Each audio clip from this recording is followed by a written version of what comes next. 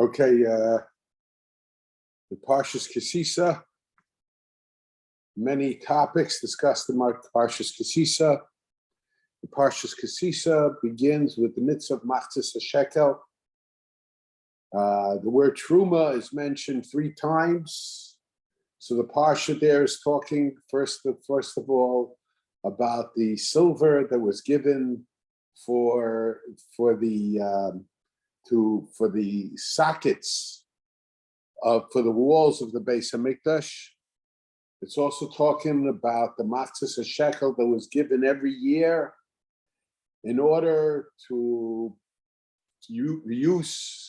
purchase the korbanos, the sacrifices that were given on behalf of the tzibur, on behalf of the community of the Jewish people. And of course, it's given for bringing what was necessary for the Mishkan. Now, in talking about the Machzis HaShekel, so the Torah says, Ze yitno, this they shall give. And our sages tell us that Niskasha, Moshe had difficulty in understanding the Machzis HaShekel. In other words, so because of that, God took the Machzis HaShekel mitachas kisei kvodo. God took the Machzis HaShekel mitachas kisei kvodo. He took a fiery form of the Machzis HaShekel of the half a shekel that the Jew contributed every year towards the korbanos, towards the sacrifices. And he said, Ze yitnu, this you shall give. Now the truth is, this idea that Moshe had difficulty in comprehending things, certain things, and that God showed him in a fiery form, we find in regard to other things. For example, in regard to the menorah, Moshe Rabbeinu didn't understand how the menorah was to be formed, even after he was told by HaKadosh Baruch Hu. So it became necessary for HaKadosh Baruch Hu to show him in a fiery form how the menorah should look. Now we understand the difficulty that Moshe Rabbeinu had in understanding the formation of the menorah. And this is a question, it's not my question, it's a question that the Rishonim already asked. What was the difficulty that Moshe Rabbeinu didn't understand regarding the Machzis HaShekel? This is one question. Now, in the past, I'm talking in the last few weeks, I've discussed in the past few weeks, I discussed the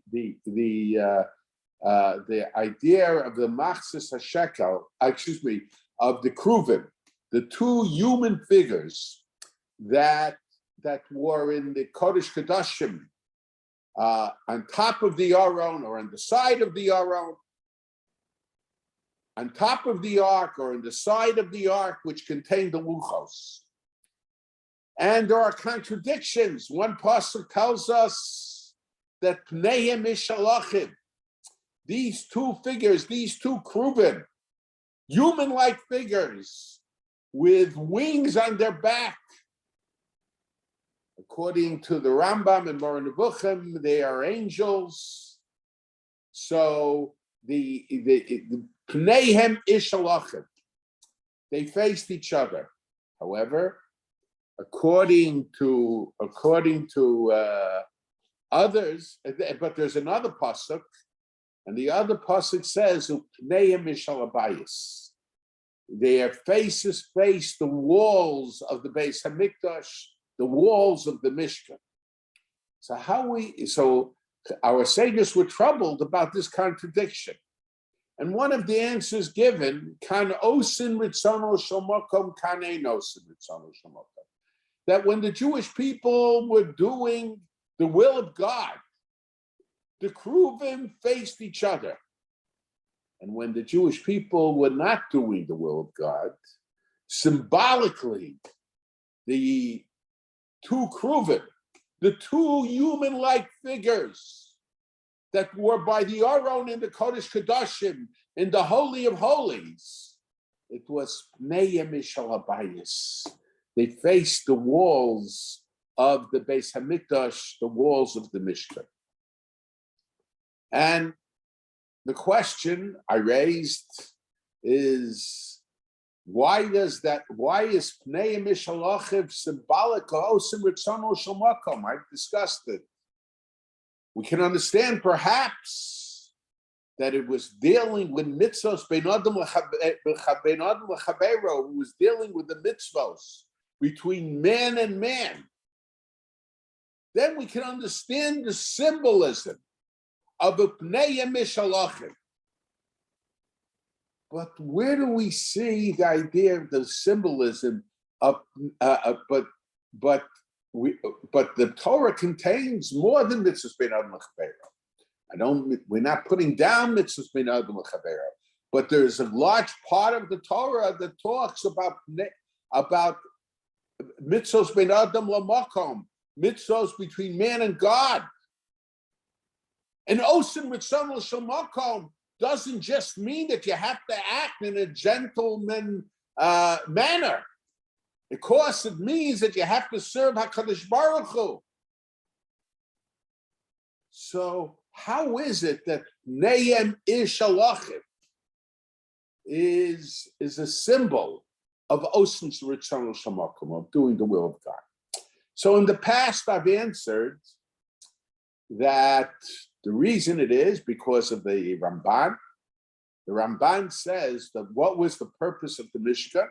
After all, the topic of Chumash Shmos is the Exodus, the giving of the Torah, but the whole second half of Chumash Shmos deals with the Mishkan.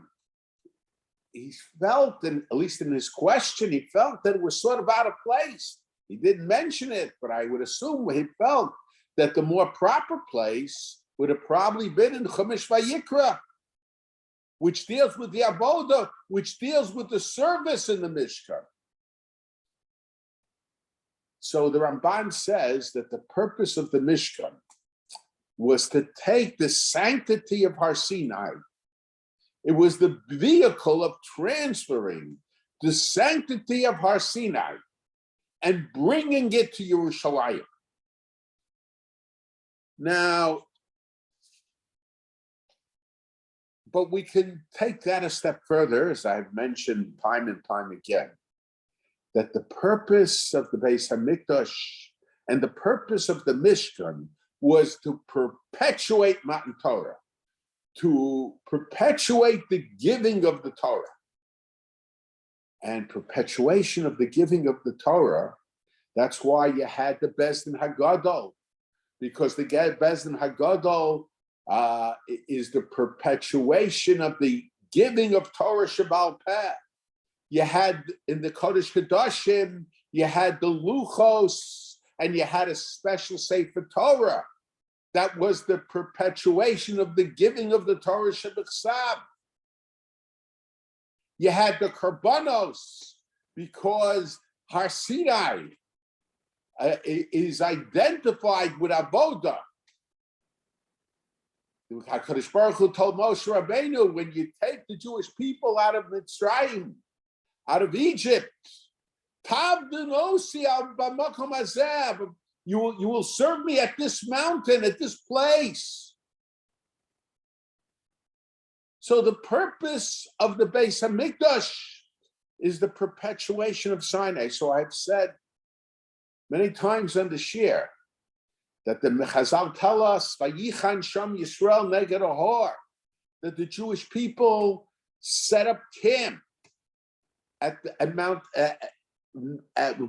by Mount Sinai, or opposite Mount Sinai, in the singular form. Why? Because they were Ki'ish Echad B'Leiv Echad. Because at the time they came to Mount Sinai, they were like one person with one heart. And our sages tell us that in the Medrash, Rashi doesn't quote this part of the Medrash. The Medrash says that HaKadosh Baruch Hu said, let me use this opportunity when they are Ki'ish Echad B'Leiv Echad, when they're like one person with one heart, to give them the Torah. Why was that necessary? Because in other words, the Jewish people had to accept the Torah. Not just for themselves, but they had to accept the Torah for all of the Jewish people. How can you accept obligations for another person unless you and the other person is the same person? And that's why Hillel, when the potential ger came to him and said, teach me the whole Torah on one foot. And Hillel said, V'ahavta l'reacha kamocha. That's the whole Torah. And everything else is an explanation of it. How could everything else be an explanation? V'ahavta l'reacha kamocha. But Gerus conversion is Kabbalah Torah. So Hillel said, you want to join the Jewish people, you have to identify with them. You have to be Ki'ish Echad B'Leiv Echad. You have to assume Kol Yisrael Arevim Zel Lezeh. You have responsibilities, not just for yourself, but for all of the Jewish people. So you have to have empathy for everybody. It's not enough to have sympathy. Empathy is to feel their feelings, not just to feel bad for them, but to feel their sadness, to feel their joy. So then you'll be Ki'ish Echad B'Leiv Echad. And that's the idea Rabbi Kiva said. V'ahavta l'reacha kamocha zu klal gadol b'Torah. That's why it's a klal gadol, a great principle of Torah. It only talks about the mitzvahs bein adam l'chaveiro. No, the idea behind v'ahavta l'reacha kamocha is Ki'ish Echad B'Leiv Echad. It's another explanation. Kamocha, like you and him are the same. You and him are one when it comes to the love. So this is how I explained the Osin Ritzono Shamakom. In other words, they are in the same position because the idea of the Beis Hamikdash was perpetuating Matan Torah, and to really completely perpetuate Matan Torah, we have to perpetuate the feeling of Ki'ish Echad B'Leiv Echad, which is based on V'ahavta l'reacha kamocha. So when the Jewish people are Osin Ritzono Shamakom, in a sense, they are constantly re-accepting Zocher Seyom Hazeh She'amadatem B'fnei Hashem L'keichem B'har Chorei. They're re-experiencing Matan Torah. Tamid Yeh Beinechem Kechadoshos. Torah has to be something new every day. So it has to be Ki'ish Echad B'Leiv Echad every day. So that explains why that the Pnei Mishal Achim is indicative Osin Ritzono Shamacha. But the question is, why is it the Pneim Ishal Habayis? Their faces face the walls of the Beis Hamikdash. That is Enos in Ritzono Shamacha. That is indicative of the fact that they are not doing the will of God. Facing the walls of the Beis Hamikdash. When we daven, we face the walls of the Beis Hamikdash. Okay, then we daven from outside the Beis Hamikdash. But what's the idea behind it? And there are a number of possible pshatim, some of which I have suggested in the past, and some which I have not suggested in the past. But so I would now a simple explanation would be when it says Pnei Mishal Habayis, it's not the fact that they were facing the walls of the Beis Hamikdash that was symbolic of Enos and Ritzono Shamakom, but it was the fact that they showed their back to each other. But if that had been the case, why does the Gemara say, why does the Torah tell us, Upneihem ishal abayis? The emphasis should be, not the Torah, this is the Nevi'im, the emphasis should be on the fact that they showed their back to each other. And the emphasis is of Enos and Ritzano Shamakom is Pneihem ishal habayis. Why emphasize that point? Now it's true, one goes with the other. But if the symbol comes, the symbol of Enos Ritzano Shamakom, not doing the will of God, comes from showing your back to your friend, why emphasize that you're facing the walls of the Beis Hamikdash? Now, in Parsha Noach, we discussed the Dor HaFlaga, when all men came together and they built this tower, and they were they were planning on rebelling against God. And of course, the beginning of Parsha Noach talks about the Mabul, talks about the flood that destroyed all of mankind. And one wonders, by the Dor HaFlaga, Noach, I think, was still alive. Abraham was a young man. How is it they didn't forget yet about the Mabul? They didn't forget. They forgot already about the tragedy that destroyed all of mankind. So how is it that they decided they're going to lead a rebellion against God by building a tower? What's the idea? Didn't they understand? Didn't they see? Didn't they know? They didn't see personally, but didn't they know about what happened in the Mabul? But I think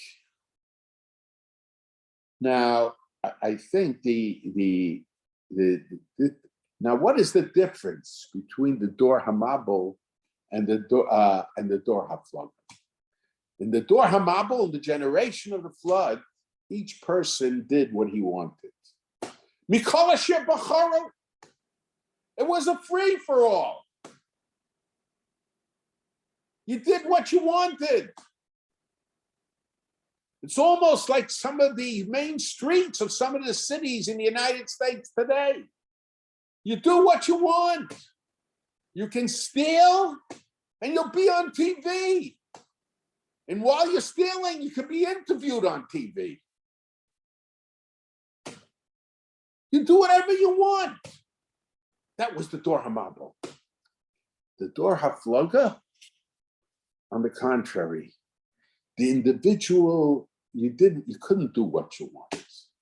Mankind was united as one, but to such a degree that there was no significance for the individual.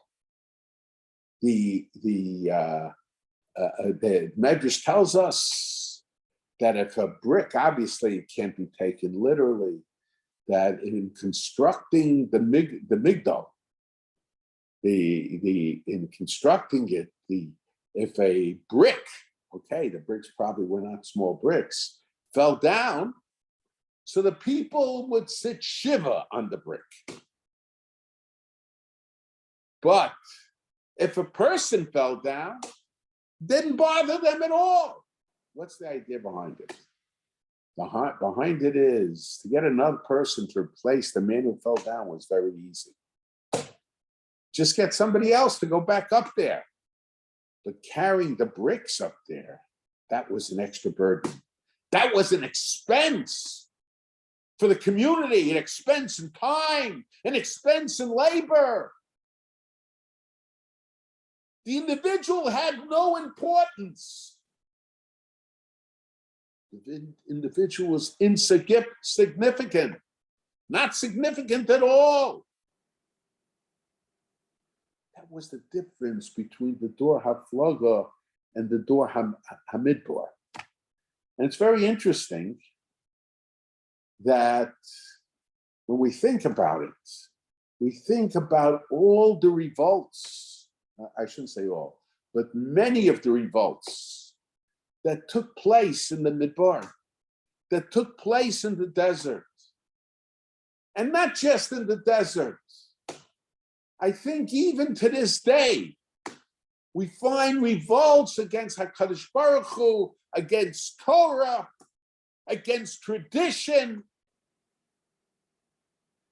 And we look at some of the people that are involved and some of the people, biblical figures that were involved.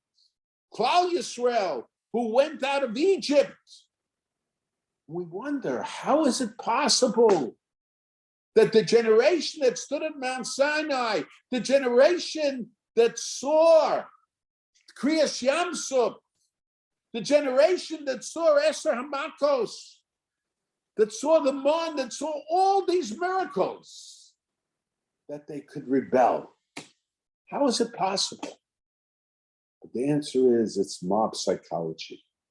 When people think as individuals, they think of themselves, and they sometimes ask themselves, not always the case, but they ask themselves, how could I do such a thing? But if I am part of a group, it's not me who is doing it. Initially, when they would break into all the stores, we just saw it recently. When they would break into all the stores, how did it begin? It began by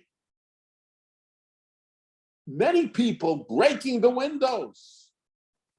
And there might have been, and I'm sure there were some people in those mobs that would never have done the same thing themselves.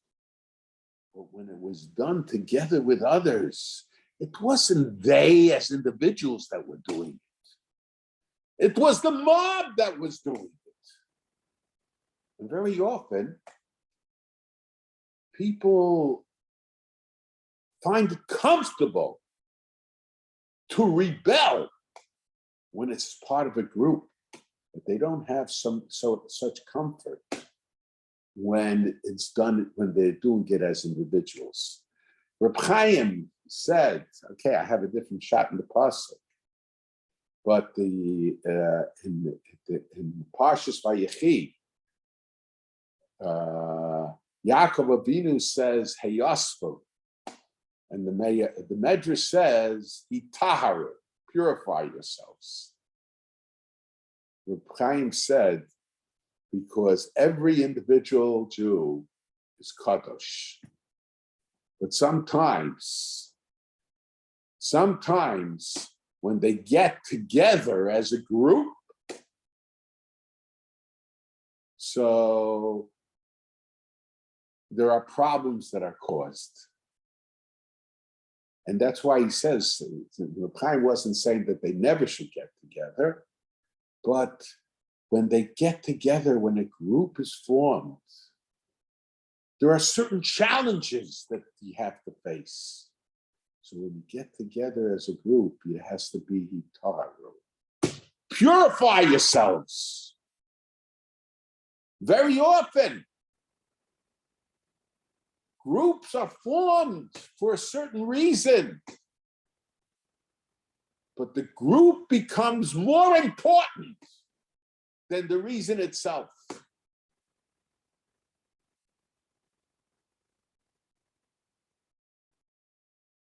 So this was Reb Chaim. Okay, I won't get into that. So so groups are so when the Jewish people, part of the reason, and this was especially true by the Egel Hazav, by the golden calf, it was 40 days after they said Na'aseh v'nishma. But many people went along with it. Why? Because it was part of a group. It wasn't just one individual. And Chazal tell us, and Rashi mentions that who initiated the idea of building the Egel Hazav. was the Erev Rav. And Moshe and HaKadosh Baruch Hu said to Moshe Rabbeinu, according to the Medrash, you were Megaya them. You let them enter the Jewish people, and you didn't ask me whether you should do it. And the Rambam in Hilchos Yisur Bia, when he discusses the halachas of Geras, he talks how one has to be very careful when you do Geras, because when you Megayah Ger, when you accept into the Jewish nation one who is not committed to Torah and mitzvos, so not only does he deviate from the path, but sometimes he causes many of those who were Jewish previously to deviate from the path. And he mentions the Egel Azav, he mentions the rebellions in the Midbar as an example of it.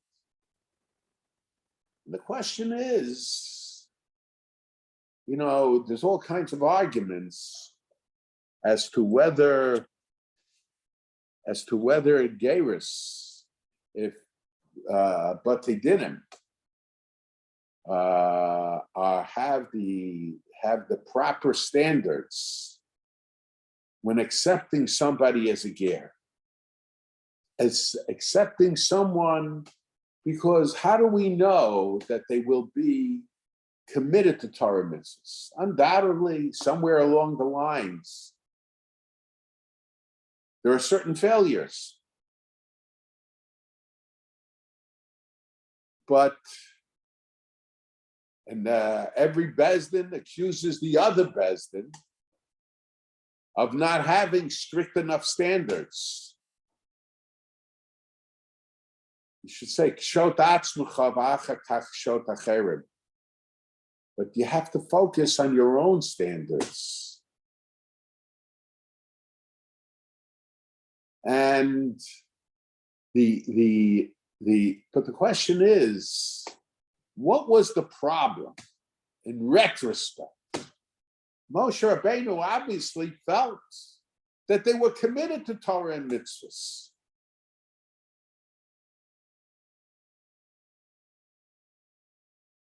So what was the problem that took place? I think that the problem was that he was megayer them in mass.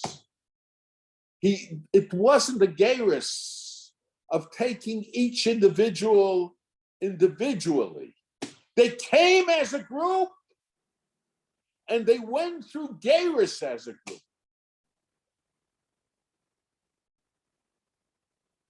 And even though they were committed to Torah and mitzvos, when you come as a group and you go through geirus as a group, and you continue to remain as a group, it only takes one to deviate from the path to cause the others to go astray.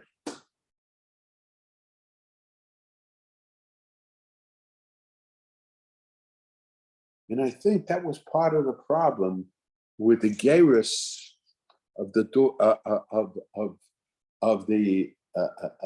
Erev Rav. In other words, Moshe was megaya them as a group. It was just as they were going out of Egypt, and it's very likely that there were many different groups in Egypt. It was very likely that there were many different groups in Egypt that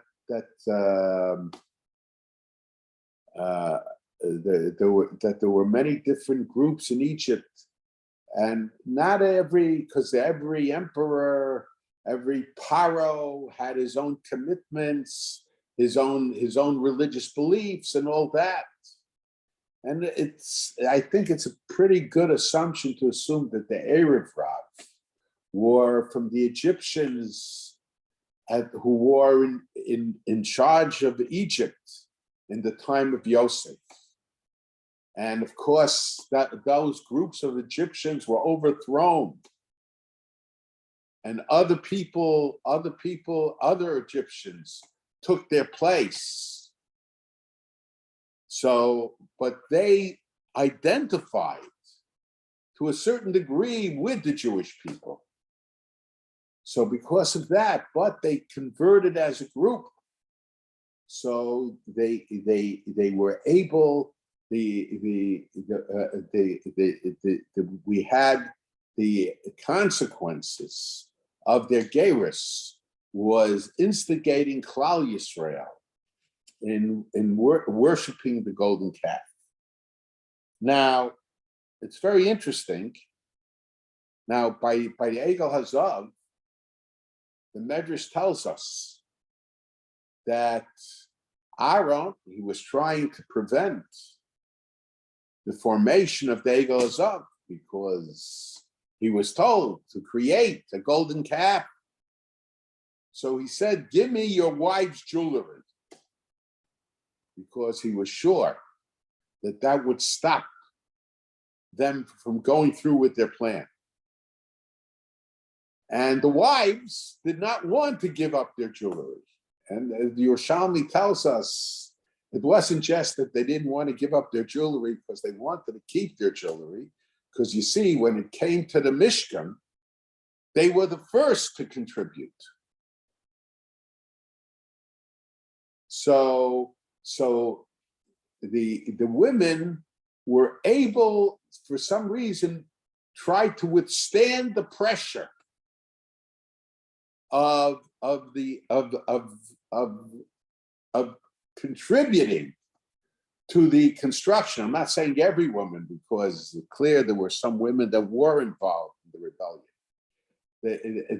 That some women were, but many of the women were careful, did not want to partake in playing a role in the building of the golden calf. Why is it that way? And my sense is, now one of the big, I've discussed it in the past, one of the big questions that we're always confronted is, why can't you count women for a minyan? Why is it that it's not covered on tzibur, it's not respect for the tzibur to have a woman get an aliyah?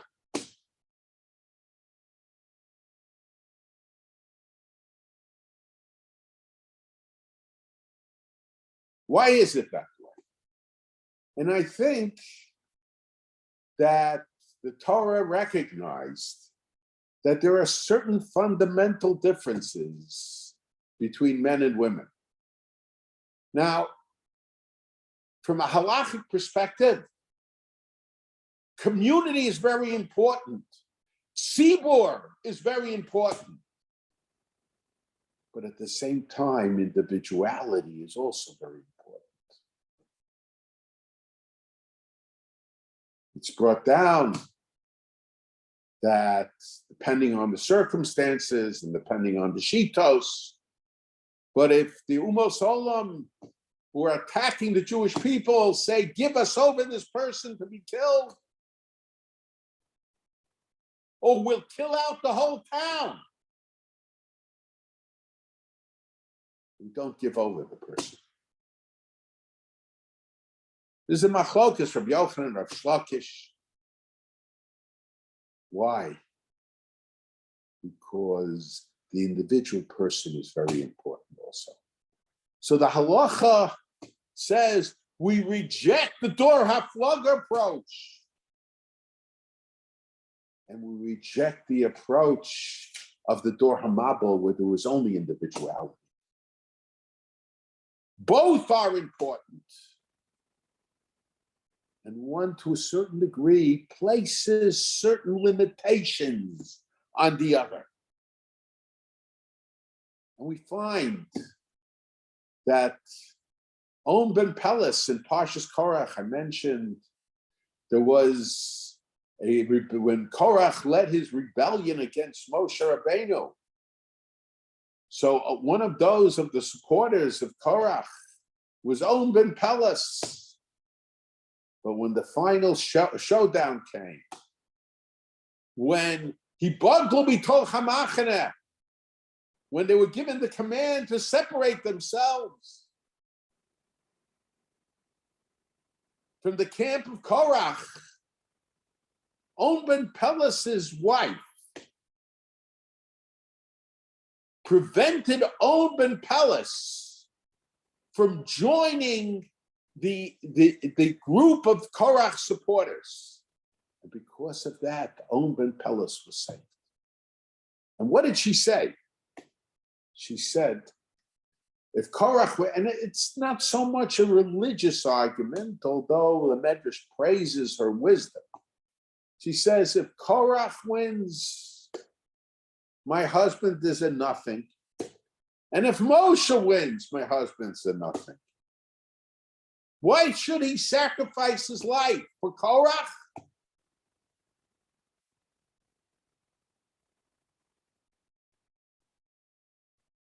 So she was able, what's that here? Why is it that On ben Pelas's wife understood logically that it's not in On ben Pelas's benefit to join Korach's group, but and On ben Pelas himself didn't understand it. But the answer is because On ben Pelas was part of the mob. And when you're part of a mob, you don't think as an individual. You think as a group.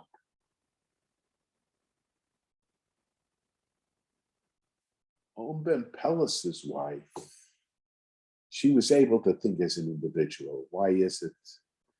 I think, although there seems to be changes today, unfortunately, but let's say in the old days, women, if two women came to a dinner or whatever, to a group meeting, and both of them were wearing the same dress, Hashem Yerachem, because the women had this sense of individuality.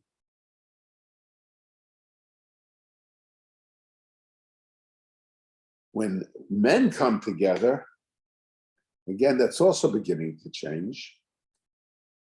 More or less, men dressed the same way. When you joined the army, and who were the regular soldiers in the army? I'm not talking about special situations.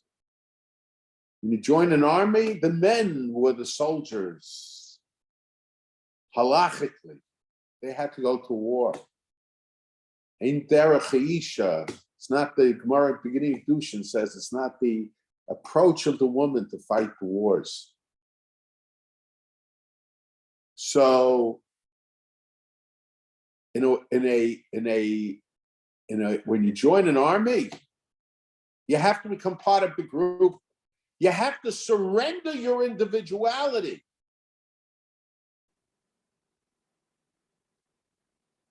The women's course, Tzibor, is important both for men and women, and the idea of individuality is important for both men and women as well. But women halachically symbolize the idea of individuality, whereas men symbolize the idea of tzibur. When you become part of a minyan, halachically, you surrender your individuality.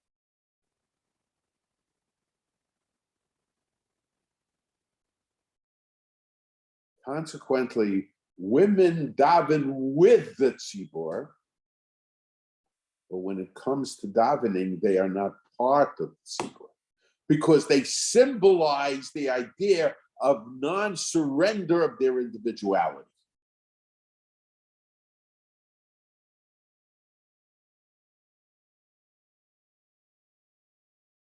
Ezer Kenegdo represents this idea that men and women should have two different perspectives.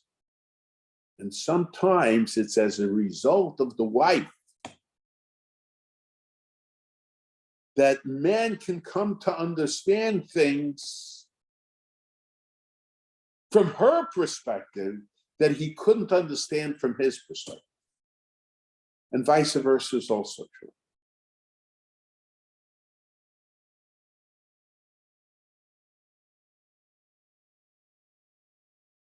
So in the time of the Egel Hazav,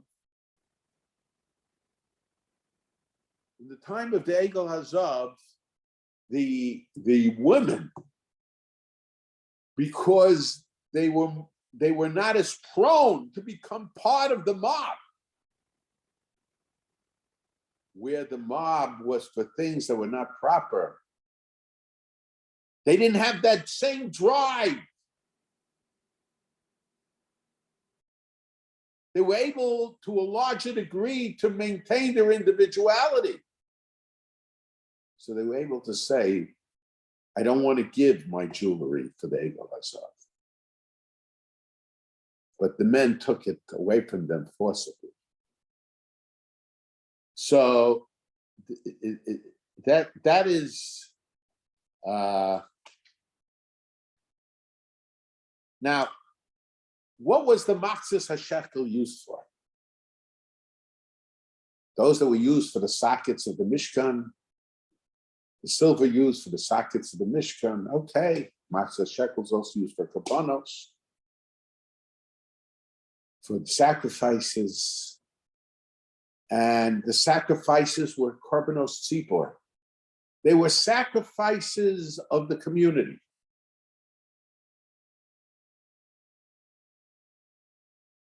And the Beis Hamikdash and the construction of the Mishkan. It's pointed out that was a mitzvah on the tzibor. It was a mitzvah on the community. It wasn't a mitzvah on the individual. The individual had to participate as part of the community.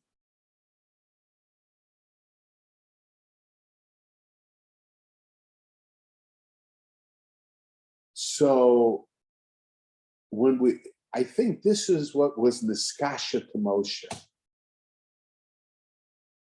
Because the Torah tells us that it was kofer nefesh.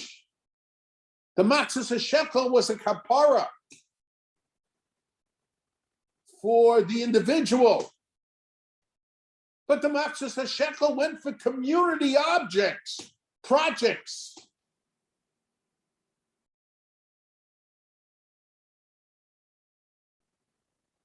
So niskasha Moshe, how could it be a kapara for the nefesh of the individual?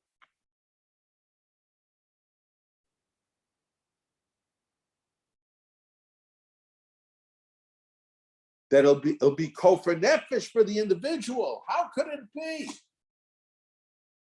So the answer is that God took out mitachas kisei photo. Don't think that the only thing that reaches me is what the tzibor did. Without what the individual's role towards what the tzibor did. It's not just the korbanos that come up in the fire, but the Machzis HaShekel that each individual gave that reaches the kisei hakavod also. The korbanos serve as a vehicle for bringing the Machzis HaShekel of the individuals to heaven. Yes, there's kaparas hatzibor, but there's kapara for the individual as well. That's how we could explain the Yerushalmi. Now, and with this we could also explain the idea of Pneihem Ish al Abayis. Their faces face the wall was symbolic of Einosim Yitzamo Shemakom. In other words, yet the Beis Hamikdash, what I already said Upnei Mishalachev represents the idea of accepting the Torah for every Jew, not just for yourself. But there are two attitudes of every Jew. One attitude of every Jew is the Jewish nation, but not necessarily the individual Jew. There is a saying, there are people who are concerned about Klal Yisrael, but are not concerned about Reb Yisrael. What is the difference between Jewish leadership today and Jewish leadership in Europe? Jewish leadership today, everybody wants to be the leader of the Jewish people in their minds, they think so. The leaders of the community. In Europe, the Rav, he wasn't just concerned about the community. He wasn't just concerned about Klal Yisrael. He was concerned about the individuals in Klal Yisrael as well. The problem, yes, when they face each other, that's Nasab and Ishma, that's accepting the Torah for all Klal Yisrael. But are we only accepting the Torah for all of Klal Yisrael? For the nation of the Jewish people? Or are we accepting the Torah for each individual Jew that is part of the nation, that makes up the nation? So, sometimes with our noble projects, community projects, projects that HaKadosh Baruch Hu told us to build, we lose sight. And it's projects of the Tzibor. And building the Beis HaMikdash, building the Mishkan, that was a project of the Tzibor. It's a mitzvah on the Tzibor. And yes, we'll be concerned about Klal Yisrael, about the Tzibor of the Jewish people. But we won't be concerned about the individual Jew. It won't be Pnei Mishalachiv. The Nasev and Ishma was not just for the Jewish nation, but for each individual Jew as well. This is the idea of say Yitnu HaKadosh Baruch Hu took mitachas kisei kvodo, the importance of the individual Jew. And this is the idea of the machzis hashekel. The idea of the machzis hashekel is that when we think of the tzibor, the tzibor is to recognize the tzibor, not to use it to ignore the individual, not chas v'shalom to become a dor haflaga. We have to recognize the tzibor. We cannot be a dor hamabel. But at the same time, we have to continue to recognize the importance of every Jew and to recognize the importance of every Jew's commitment to Torah and mitzvahs. Okay. Okay, so if anyone has questions, please put them in the chat. We have a couple of good ones already. When, let's say, the Ethiopians came to Israel, did they have a group conversion, or was it just individual conversions of the members of the group? Okay, so my feeling is that they should have done a individual conversion. What they did, I don't know, but it should have been done. It should have been done on an individual basis. The only thing I'll say is because it was based on the psak that they were already Jewish. So they did it as a chumrah. It was based on the psak of Rabbi Ovadia Yosef, who said that they didn't really need gerus. So okay, I would still say, because if you want them to be Jewish, and this is a problem with gerus in general. The problem with gerus in general is, they appoint all but they did them today. They make a connection between the potential ger and some Rav, a rabbi who's their advisor, who reports back to the Bezdin, which is all very good. The problem is once the gerus is completed, you still need someone to look in on them, to someone that they could turn to and someone who will turn to them. You don't make them hefker. So if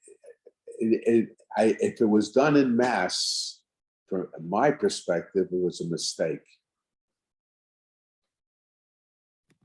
So I don't want to, emphasize this point, and so if you don't want to discuss it now because it's not the time, that's okay. But would it have been better to convert them once they arrived in Israel, or is it better to have converted them while they were still before they came to Israel? I would say once they are in Israel, because you don't know what would happen to them in Ethiopia, where they would go after the gerus.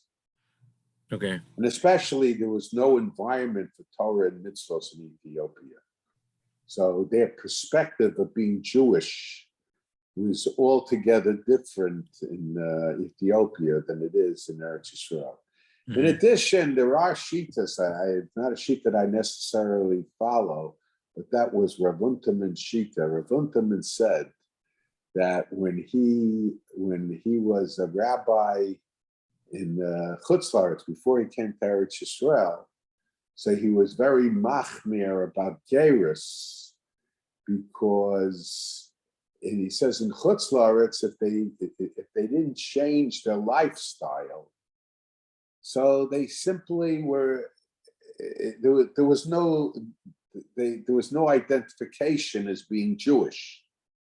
Whereas in Eretz Yisrael, even if they weren't observant, there was still an identification of being Jewish. Now, that's not my shita, and of course there's a din of Kabbalah, and there's a similar thought that was expressed.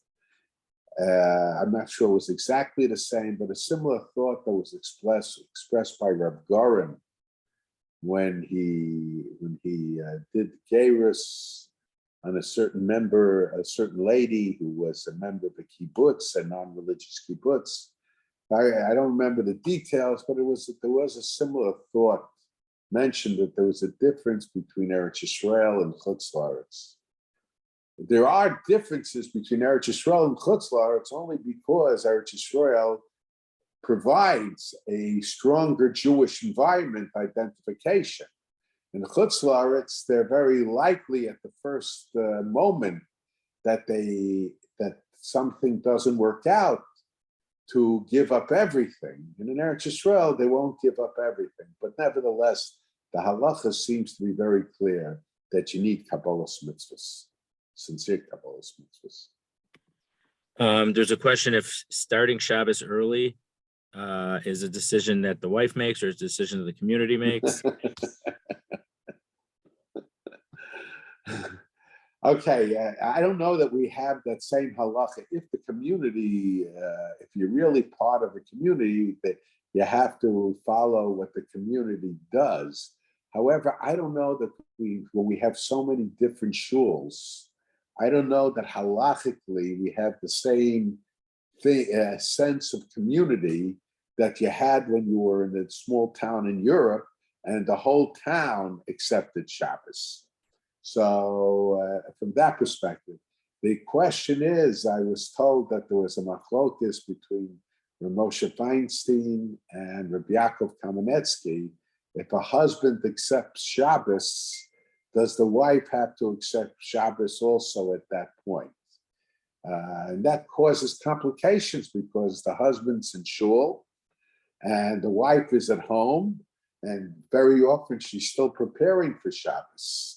I don't remember who said what. I know that my father felt that the wife is not automatically accepting Shabbos because the husband accepts Shabbos. Rev Karno, who was the rabbi in Mishnah Gemara in Chicago, he was also the Av Bezdin of the Chicago Rabbinical Council. So at that time, he himself paskined that way, but he asked my father if my father would agree with him, and my father agreed with him. Seems to be that the general custom is, I'm not sure why it's that way, but the general custom is that the husband, I shouldn't say general, I have seen the custom that the husband doesn't go into the house until after the wife finishes doing mulacha. Okay. Okay, and someone asked if a woman can't get an aliyah, how come in regard to Yeharg Val Yavor, when there Kiddush Hashem, a woman is included as one of the people? Okay, so I mean the Achronim discuss that thing. Now the answer is, Well, let me maybe I could ask the question clearer so everyone, I know you know what we're asking, but if let's say someone says, kill someone else or will kill you, if it's in the present, well, if they eat treif, eat not kosher food, or will kill you, and there's 10 Jewish people there around them, even though normally you'd be allowed to eat treif, but in front of 10 people, there'd be a public desecration of God's name. It includes the 10 people, some of them could be women. My sense is that there the halacha is that 10 individuals, it doesn't have to be the formation of one group. But whereas you're talking about davening, etc., there it's the halacha of a formation of one group. Thank you very much. Thank you. Thank you everyone for joining us. And God willing, we'll next week, same time, same link.